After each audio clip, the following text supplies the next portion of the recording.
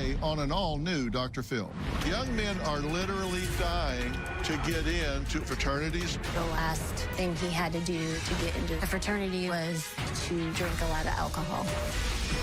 A 20-year-old sophomore died after drinking an entire bottle of whiskey. Oh, my God! Oh, my God! They made fun of him and thought he was snoring, when in reality, he was aspirating and dying.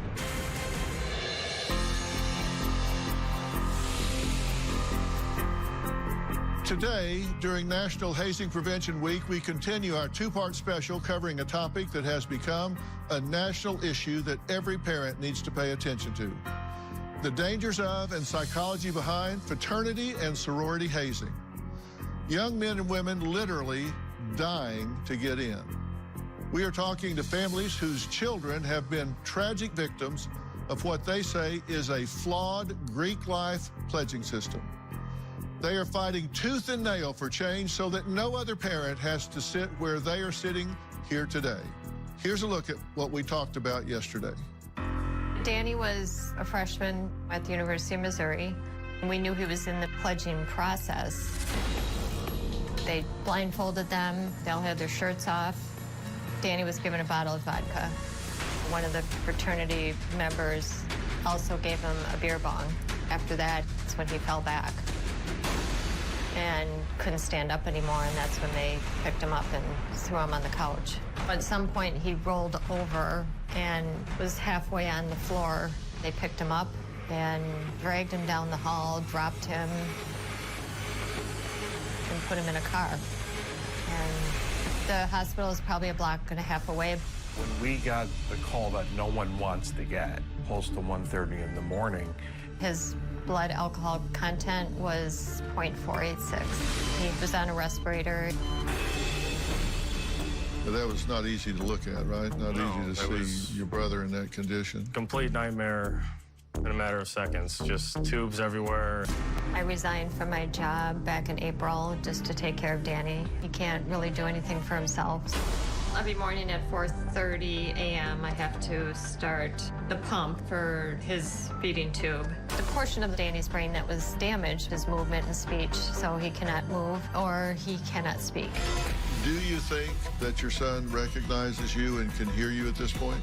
100% he can hear us. He knows we're there. What was the plan? These executive members were texting in a group message before, like, we're gonna get these kids decidedly drunk tonight. Like, they were planning to just get them all messed up. Okay, and was this bottle taped to his hand? Yes. Yes. And at times during the night, did he say, that's it, no more? Yeah. Was there a problem with this fraternity doing anything like this before? They've had a bad reputation. So they'd been disciplined before. And when you're on probation, you're not supposed to have any parties, no events at the house. The family's attorney says this is the worst hazing injury he's seen in 43 years of practice. Since the year 2000, 65 fraternity pledges have died as a result of fraternity hazing. This doesn't have to happen. This was a bright, energetic, vibrant, alive young man who now is debilitated to the point that he can't see, walk, take care of himself. That did not have to happen. They had been more than warned. They had been sanctioned. And the next day, they all got together and started planning the event that resulted in these horrible injuries to Danny. This is ridiculous. We're adding the family of Stone Foltz to the discussion. Two fraternity brothers stood trial after Stone, a 20-year-old sophomore at Bowling Green State University, died after drinking an entire bottle of whiskey. His final task to gain entrance and be sworn in as a brother at Phi Kappa Alpha fraternity. Stone walked into initiation as a kid with his entire life ahead of him. But days later, his picture wasn't on a Greek composite. It was on the news, and he was dead. His parents are demanding change, and they say they will not rest until this problem is pushed into the spotlight, and that's why we want to help them accomplish that by having them here today. This is their story.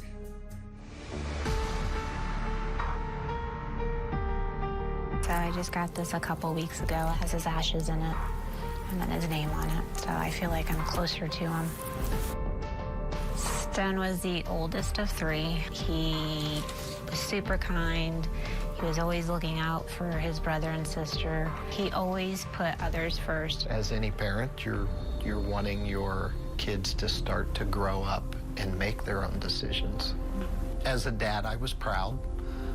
He was growing up to be an independent young man. It was late at night, and both of us, as any parents, have their phones beside their bed, and we hear our phones ring. So when I redialed the number, it was the sheriff's office. And they said, "Are you Stone's mom?" And I said, "Yes." They said he was cardiac arrest.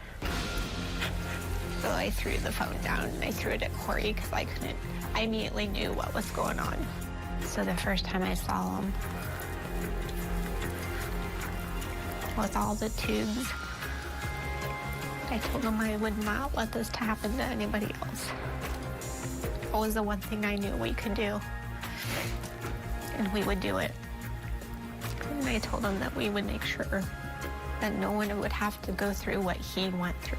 It can happen to any student. Him passing was in a window of 60 minutes.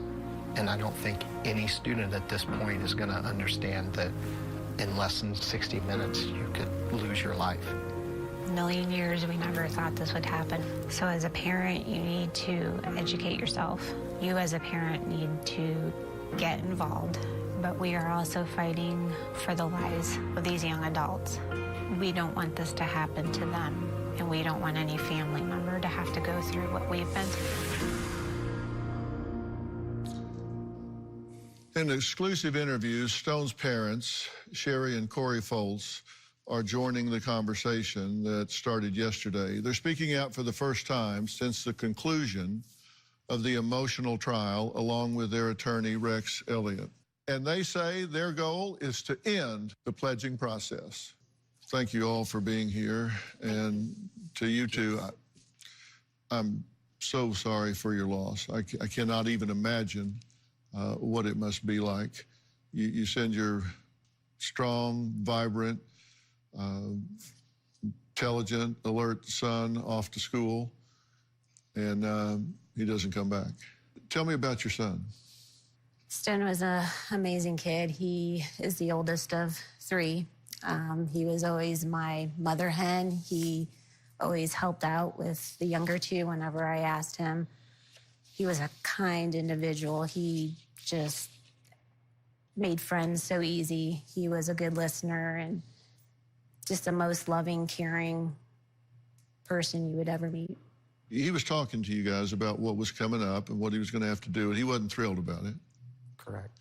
What did he say? I had a conversation with him the night before, and he was telling me that part of the last thing he had to do to get into the fraternity was to drink a lot of alcohol. And I told him, I said, "You don't have to do it."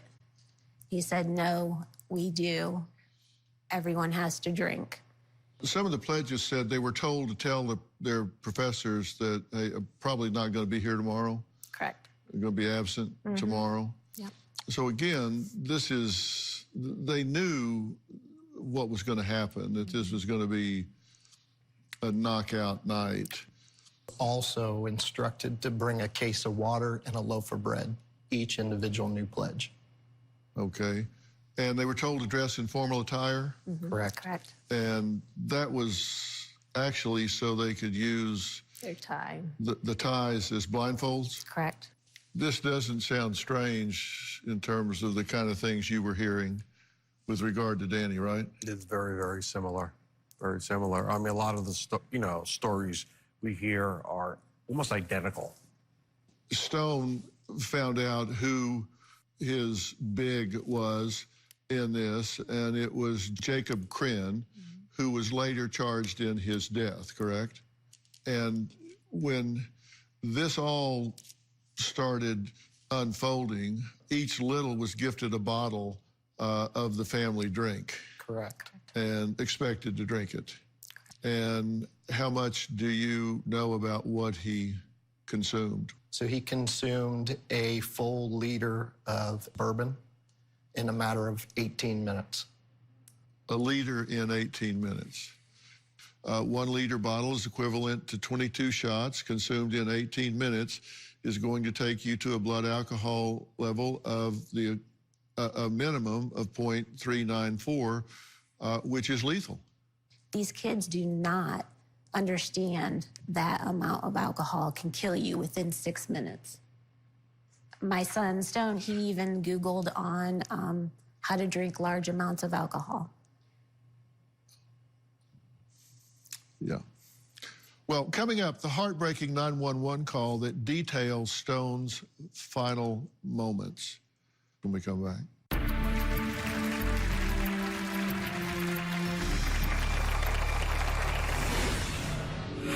Took him back to his apartment, lay him on the couch, and then they videoed him.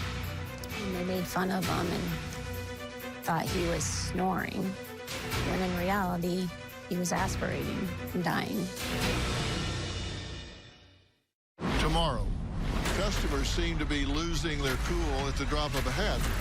A mom got angry at a call that I made and punched me in the face. It triggers the same addiction pathway that's triggered for substance abuse disorders. My friend got punched in the face. It used to be that people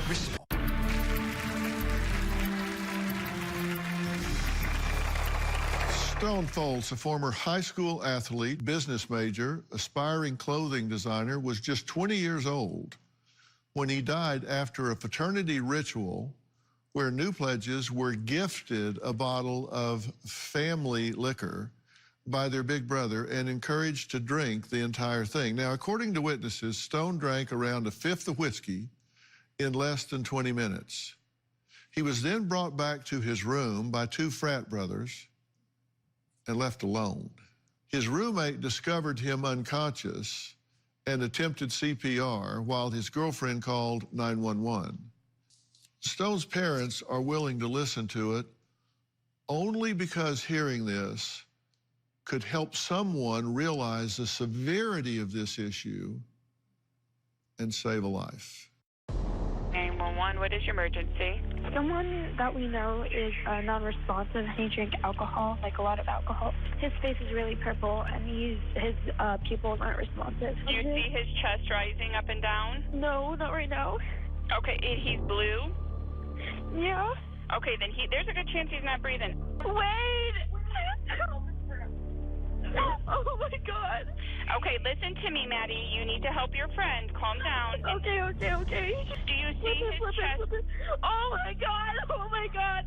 Is it rising or not? Oh my God. No. Okay, his face is very purple. You feel comfortable doing CPR. Someone is doing CPR right now? Yes, they're trying. Yes. Do they know how to do CPR? Okay. His name is Wade. He's doing CPR. Put Wade on speakerphone and let me talk to him. Are you starting the compressions again? Yep. Okay, 1, 2, 3, 4, 5. The girls need to go in another room. 23. Hey, go in another room. 25. Someone's here. Someone's there. Open the door for them. Keep doing CPR. 1, right here. 2, 3, 4. The ambulance is here. The ambulance is there with you? Yep. Okay, I'll let you go. I know that's hard to listen to, and God bless you both for willing to share that so people understand, because that could be their child. I mean, Dad, what do you say to yourself about that? A lot of anger, frustration that they left him alone, knowing he just drank a liter of bottle and he was not coherent when they took him out of the event. Took him back to his apartment, lay him on the couch, and then they videoed him. And they made fun of him and thought he was snoring, when in reality, he was aspirating and dying. Well, I warn you, this video is very important, but it's hard to watch. And we show this with y'all's full permission, correct? Mm-hmm. Yes. Okay. Take a look. Let's go. Yes, sir. Yes, sir. Oh, wait.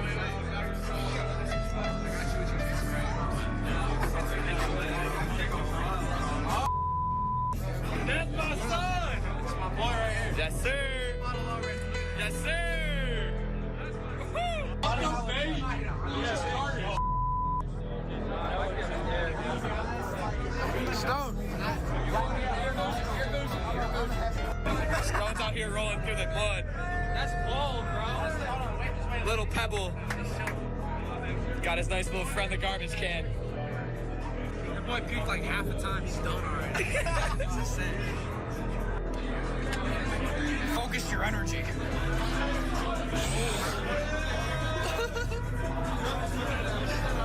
You're a mannequin, bro?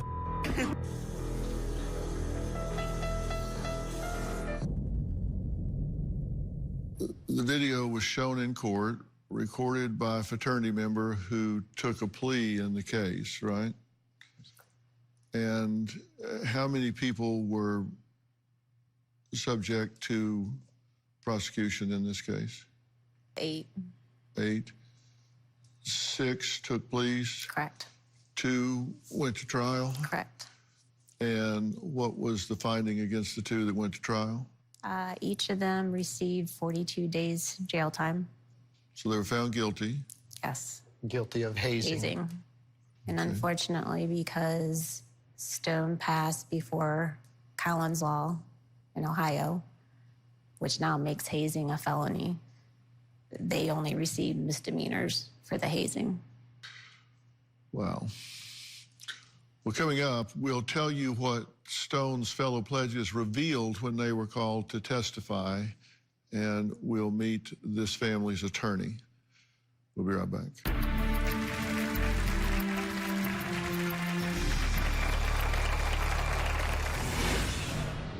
There are things in place to prevent stuff like this from ever happening. Obviously, it's not working, and something needs to change. There is no defense for the students. I mean, I'm the vice president of my chapter. There's only me to be held accountable. I can't tell you how many people I've had say, oh, talk about this, but I'm going to talk about this. A national issue that every parent needs to pay attention to. The last thing he had to do to get into the fraternity was to drink a lot of alcohol. 911, what is your emergency? Oh my God, oh my God. I resolved to find a way to make all of you an even bigger part of what we do here. And I could think of no better way than to bring our studio audience right up here on stage. This is a cautionary tale. They were like, get on webcam with me right now, or I'm going to send this to literally everybody you know. Customers seem to be losing their cool at the drop of a hat. What the hell is going on? It is the #1 issue on everyone's mind. I'm talking about inflation.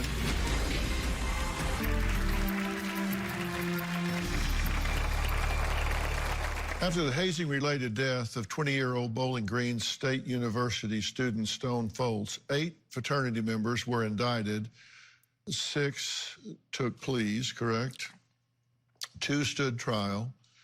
Now, Stone's big brother, Jacob Krenn, and Troy Hendrickson were charged with hazing, failure to comply with underage alcohol laws, obstructing official business, first-degree involuntary manslaughter, third-degree involuntary manslaughter, reckless homicide, and felonious assault.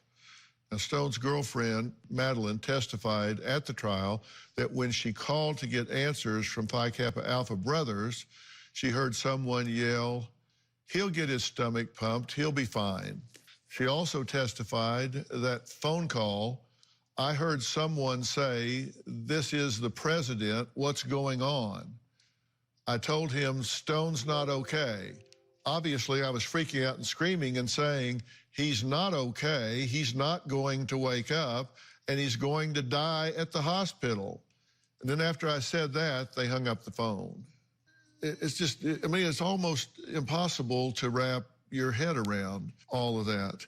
I would like to introduce the attorney for the families. The Santulis family attorney, David Bianchi, says this is the worst hazing injury he's seen in 43 years of practice for this family. And then for Stone's family, Rex Elliott. Rex, when you see all of the conscious disregard for this young man's well-being, doesn't that just boggle your mind? It does. It shocks me. I can't believe that there aren't interveners in this situation. But I've been doing this for a long time. And what happens in these situations, just like it did in the Santulli situation, the Fultz and the Wyants are the same way. As soon as a kid begins to struggle, these fraternity members begin to think of themselves and make sure they do things that keep them out of trouble instead of getting help immediately. I've said for a long time, though, that we continue to blame these 18 to 22-year-old kids and who are behaving within a system that was created for them by adults, the national organizations and the universities. And they are to be held accountable, make no mistake about it. But where are the universities and the national fraternities in this process? They are doing, in my opinion, nothing before these occur and reacting after they occur. Is there anybody here that makes sense to? Raise your hand. What do you think? In the back. There is no defense for the students. I mean, I'm the vice president of my chapter, and so I uphold that role to the highest standard that I can. But there's no defense for us. Like if I go and say we're gonna go do all these crazy things, like I thought about that process the whole time, and now I'm bestowing it upon other people, and there's only me to be held accountable. My biggest condolences to both families. Like on the outside, I mean, this is painful just to hear, so I can even imagine what it would be like sitting in your shoes. So I'm just sorry for just their obliviousness to just everything that they were saying and trying to teach to these kids. It's like, that's just the next generation of people that are going to go on and do the exact same thing. And so that's the legacy that gets passed on. Who else? Who's got a comment about this? A reaction to it? Yes, sir, in a white shirt. Obviously, my condolences to all the families. I can only imagine, and very sorry. But there is things in place that should prevent stuff like this from ever happening. Obviously, it's not working, and something needs to change. But for example, there's, at least in our fraternity, there's a risk manager who's someone who's sober. Like, let's say there's a party, someone who's completely sober, looking out for stuff like this. The term in fraternities, I'm sure they have in sorority as well, being a brother's keeper, like, pretty much means making sure your brother is always okay. You know, obviously, in a lot of these situations, that was not being done at all whatsoever. And, you know, people need to be held accountable for this. As I said, there were so many signs that were going on with Stone. He was frozen in a catatonic state at that point. He wasn't able to react to stimuli. And they said, whoa, you're like a mannequin. Well, anybody that was sober would look and say, this isn't funny. This isn't, his brain's not working right. Yeah. You don't just freeze in position like that. You got to say something's wrong here. We need to get this person help. Yeah. I'm so glad to hear that's happening, that there's somebody there that's like a designated driver at a party who's looking around to see that things aren't getting out of hand. You think, wow, this is where I belong. And then you get sucked into the process. And a week before Colin died, he told his brother, I'm almost done, I'm almost through. The profile of a school shooter, what the experts know now. It's a pathway that you see over and over and over again. So there's something observable. The statistics. If we're just talking school shooters, we can actually say 100% male. They're young, 15, 16 on average. The solution. The first step in the true intervention is fill in the blanks. We can make a difference right now. Available on Apple Podcast and Spotify.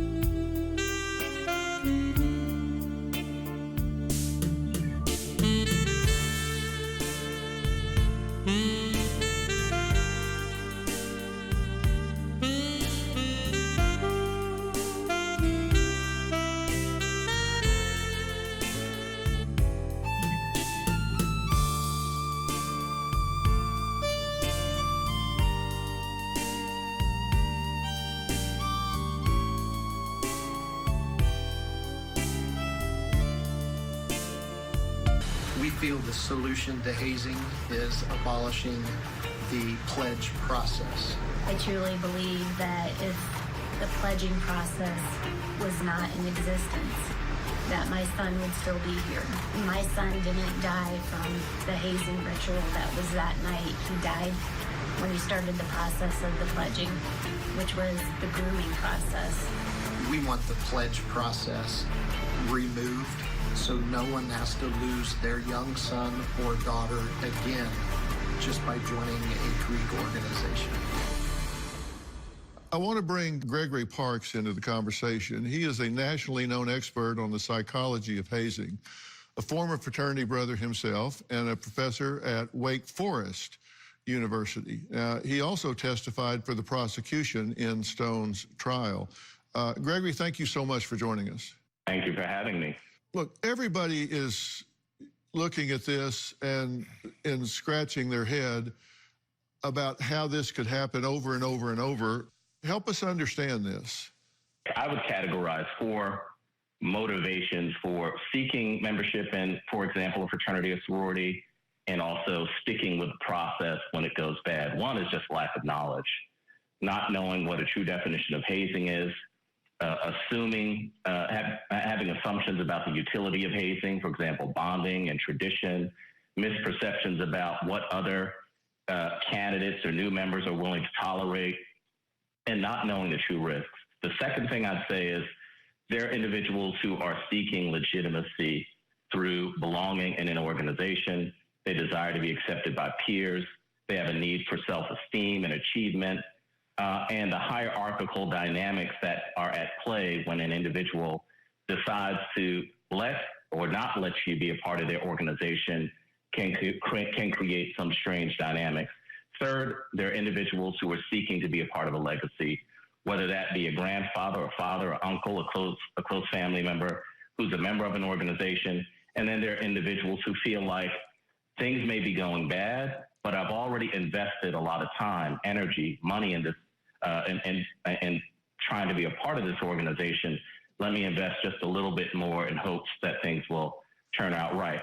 You know, this kind of gets into cognitive dissonance, right? Cognitive dissonance describes a situation where it's the state of having inconsistent thoughts, beliefs, or attitudes, especially as relating to a behavioral decision or attitude change. It's like in the fraternity situation, it's like you've convinced yourself to resolve that discomfort of, this is something I would never do. This isn't me, but this is a great organization, so it's worth it. I think the thing I would add is that it's not always conscious. A young man, a young woman isn't always walking through and explaining this to themselves. Sometimes it can be quite subconscious. And when you're in the moment, that pressure can be really strong. Now, coming up, I want to talk about why the Foltz family says they want to fight to end pledging, not Greek life as a whole. We'll be right back.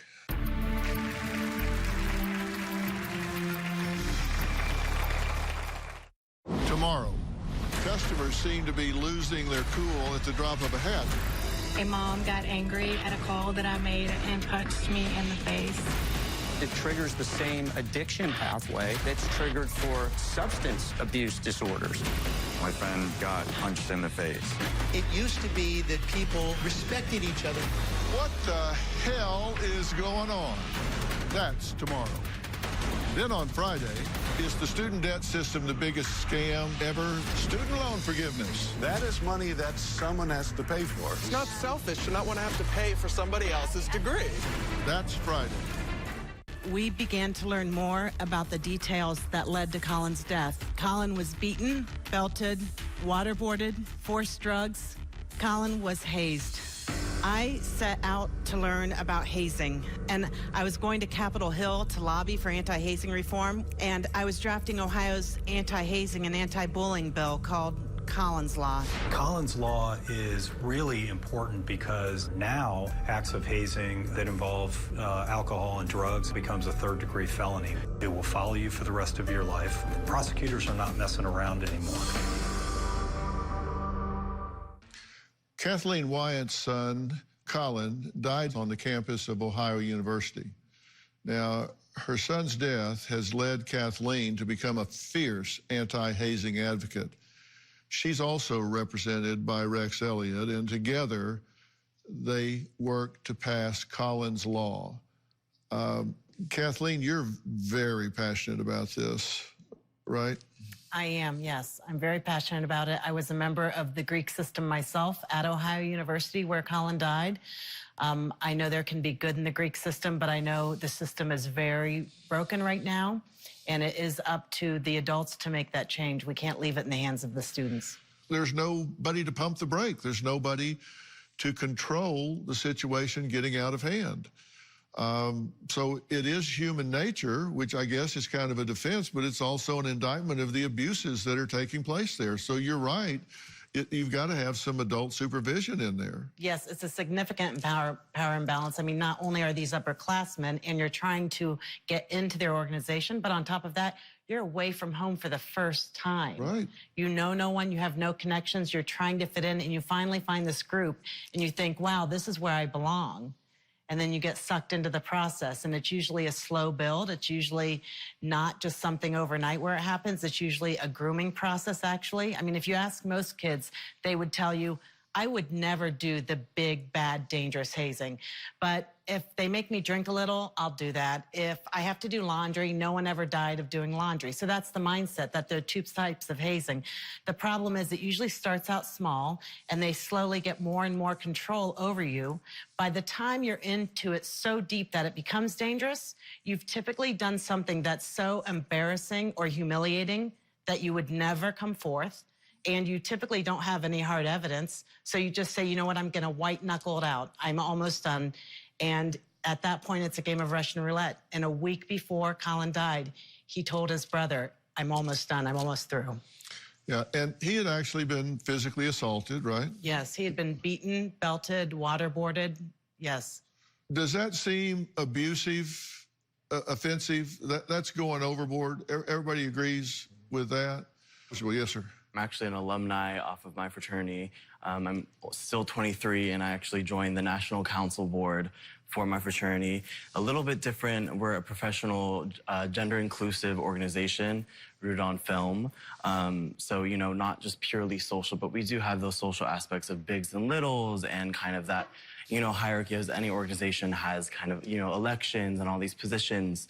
And one thing on the National Council that I feel responsible for is, you know, questioning everything, and it's kind of rewriting the organization at its foundation and its base. And it's hard. A lot of the national organizations are volunteer-based, and they're not getting any compensation. We have full-time jobs on top of this.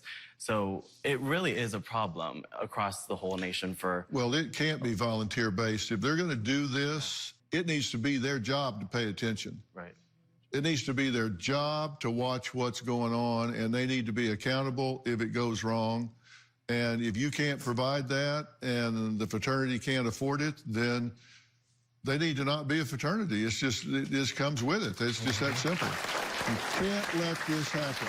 Coming up next, what still needs to be done and how you can help. We'll be right back.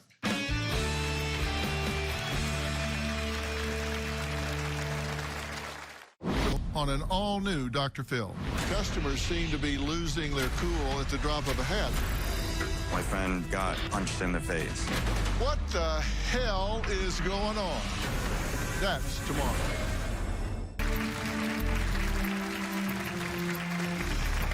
Well, we're back talking about what happens when you leave home for the first time to go to college. You know, you're wanting to fit in, you're trying to find out what the norms are, what the expectations are, and you want to belong. You pledge a fraternity, you're moving into an athletic dorm or whatever, there are initiations, and you don't want to be the one person that says, no, I don't want to do that. So you have the spirit of going along. But you have to decide for yourself. And parents, you need to talk to your kids and let them know it's okay to say enough's enough and too much is too much. And you've got to know that these organizations right now, a lot of them don't have the supervision, they don't have the monitoring that is going to be overseeing what your kid is going through. They just don't. So you don't assume that because it's a nice white house and there's big columns out front and when you visit or whatever, that's not what it looks like on a Saturday night. So you need to think about that, and you need to talk to your child about that. And if this is happening, you need to check and find out, have they been violated? What's going on with that fraternity? And talk to your kids about this. And mothers, talk to your daughters. Because if they're going into sorority and they're partying with a certain fraternity, you need to find out what's the reputation so you can warn them. Look, brains aren't through developing until 25 to 35 years of age. And the last part that develops is the front, the neocortex, which is the ability to foresee what's going to happen, to look around corners. You can do that. Your kid cannot. So help them see around those corners. Talk to them about those things. These courageous families are here today to help you see around corners that you don't even know exist. If these families stayed home and were just hurting in silence, grieving in silence, dealing with their pain alone, then you wouldn't have these fair warnings. And I can't thank you guys enough for coming here and talking about this. You will save young men from getting seriously injured or dying because you're here talking about this today. You're going to put parents and young men on alert that will keep them, because they're going to get up against this situation. Somebody's going to come and say, and they're going to say no, because they saw and heard what they saw and heard here today from you. Thank you so much for doing that. And thank you so much for fighting for Collins Law, because that raised the stakes in this game. Absolutely, yes. When the men were convicted of hazing, and I found out that in the state of Ohio, that was the equivalent of not paying a parking ticket, I was just devastated by that. So that's when we got to work on Collins Law. And now it's up to a third-degree felony.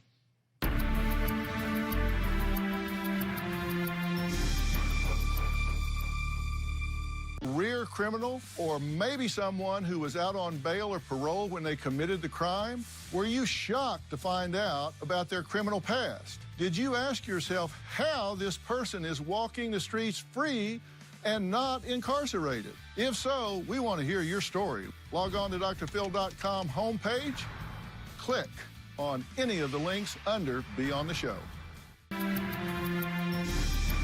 David, what outcome are you hoping for with the Santulli family? Well, we've settled with 25 defendants on the civil side. There are 10 who are currently facing felony criminal charges, one a misdemeanor charge. And I would imagine that they'll have to plead because there is no defense to what happened to Danny Santulli. It was all captured on video. So I don't think there's any chance that they can win the criminal case. So my expectation is that they'll all have to plead. And if I could make one comment before we go. Please. In terms of foreseeing the future, there's a danger lurking right this minute. And there's something new going on right now and right here in LA. And it's that fraternity chapters are now pushing back against regulation from the universities. And they're saying, we don't want your oversight. We don't want your rules and regulations. And they are voting, as they've done at USC, they are voting to remove themselves from the umbrella of the university, to disassociate themselves from the Interfraternity Council, to move out of their chapter house here and go get another house over here so they can do whatever the heck they want without any regulation whatsoever from the university. And if that movement catches on, you're going to have more injury and death because they're not going to be controlled by any rules and regulations of the universities. And that's a very dangerous and bad thing. and they're going to be liable for whatever they do as well. So be careful what you wish for, because they get out and get stupid. You guys are going to be there to call them on being stupid. It's going to be at a high price if lives are lost, but they want to get out and run on their own, then they're going to have to stand up on their own. So let's hope that doesn't happen. But I'm glad you brought that up. So if you're looking at a fraternity, if you get into one that doesn't have the checks and balances, as inadequate as they may be, at least there are some checks and balances with the university in the background and the interfraternity council. So think about that if your child's looking at something. Look, we're out of time. I want to thank all of my guests today who participated in this discussion. I so respect these families for having the courage to come and talk about this and help you in your life. More information about today's episode. This conversation obviously will continue on the social media platforms, and weigh in. Let us know what you think. And if you're going to be in the LA area and you'd like to be part of this audience, then just go to drphil.com, click on Be Part of the Audience for all the details. Don't forget to follow and subscribe to my podcast, Fill in the Blanks, because I'm going to be talking about critical information with some of the most important issues that all of you guys are telling me about that you're facing in life today. And we know there's a lot going on. Also, listen to Robin's podcast, I've Got a Secret. You can check both of them out on Apple Podcast or wherever you listen to podcasts. We will see you next time. Thank you.